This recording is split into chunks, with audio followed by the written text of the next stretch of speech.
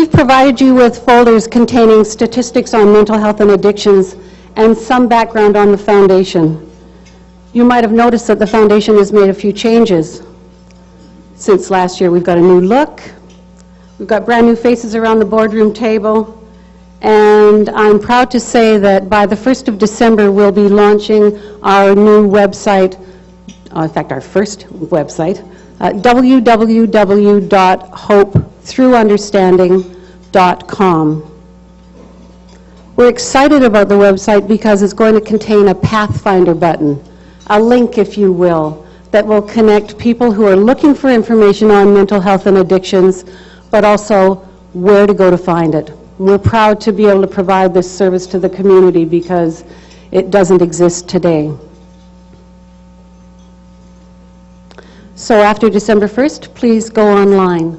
Now I'd like to welcome and ask them to join me on, join me on the stage, Karen and Dr. Daniel Lee.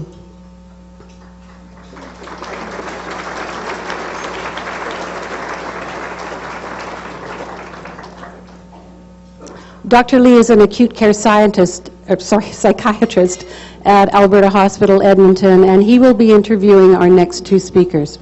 Thank you.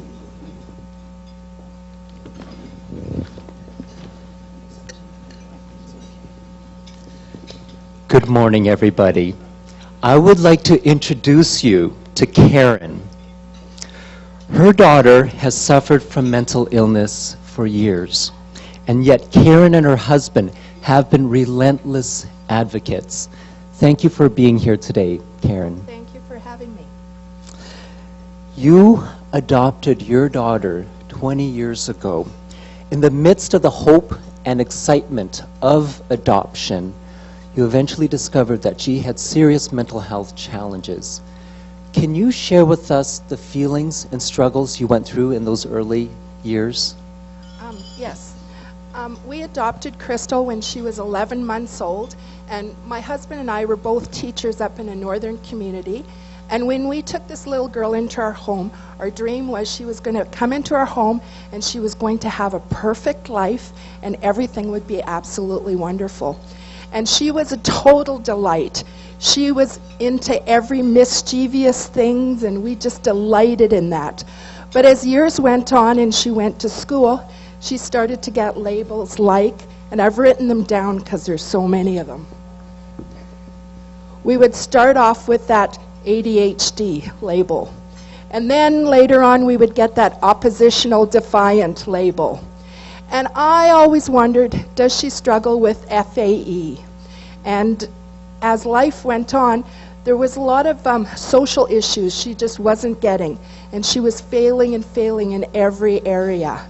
And it was very frustrating because we were both teachers and people would look at us like, excuse me, don't you know how to parent your child? Just put her in timeout and things will be fine. Well, I really think that she lived in timeout for a time period. And our lives just got more and more exciting. As life went on, she started to develop an addiction, and she did the entire street life. She did the jail thing, she did the gang thing, she did practically everything that you could think of. Maybe I'll stop here because I know there's a question in this regards. And this sounds like a marathon, you know, it's not just a year or two. And underlying all of those challenges were some mental health issues. Could you just share a few of what those were? Right. When we were in the throngs of the addiction, she became really totally out of control, and that's when she ended up at Alberta Hospital under Dr. Lee's care as well as some of the other doctors there, and the diagnosis of schizophrenia came up. And so that's what we're dealing with right now. So now as she's struggling with sobriety and things like that, we wonder, did schizophrenia come first and then, you know, or did the addiction come first? So it's that old question. And sometimes it's very complicated and there's no easy answer. And families struggling with mental illness, they often look around and they see other families that are so-called doing well. Mm-hmm. And then they look at their own family and they say, we're trying so hard. why is it that our family is falling apart?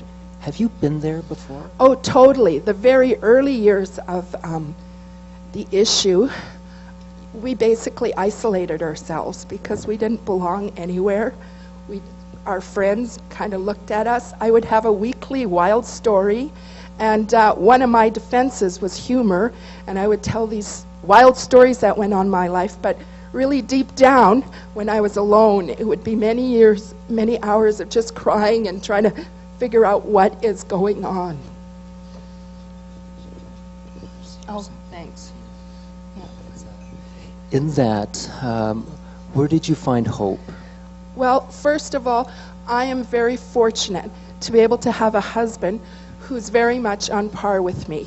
And when I got tired, he would take over, and when he got tired, I would take over. And so that was a big part of it. As the years went on, we developed friends who started to understand us, and we also got involved with an organization called PEP, Parents Empowering Parents. And you know, I think my cell is going off. Can we say hello? This is real life, isn't it?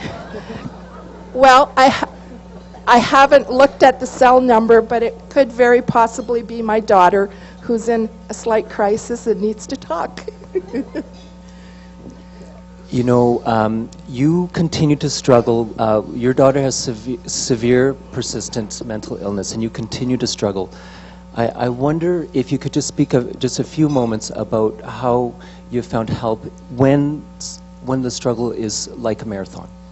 Right. As I said, my friends really were the foundation for helping me, but also my faith, just really having a God who believes in what I'm going through. And as my daughter right now is going through the 12-step program, I recognize step number 1. We are totally helpless, and we need help in all areas. And so we needed to work together with Dr. Lee to get a diagnosis and get medication on track and things like that. Mental illness often impacts 3 generations. Your daughter has a beautiful baby whom she cannot care for completely, and you've become the primary caregiver. And can you just share in the next 30 seconds, how is that meaningful to you? Well, in the very last bout that we've had with the schizophrenia, she had this huge attack, and we went to the Grey Nuns Hospital. And while I was in there, they said to me, "And she's pregnant." What? You know? And basically then through all the counseling and everything, we came to the conclusion that adopting little Jeremiah would be the best thing. And he is just the joy of my life. He's just 1 now, and he's a part of our family. And she's able right now, as she's trying to get better, she's able to be the best mom or the best big sister that she can. But Jeremiah has a place in our heart, and I bring him to Alberta Hospital or to all the other places, and everyone really just enjoys him.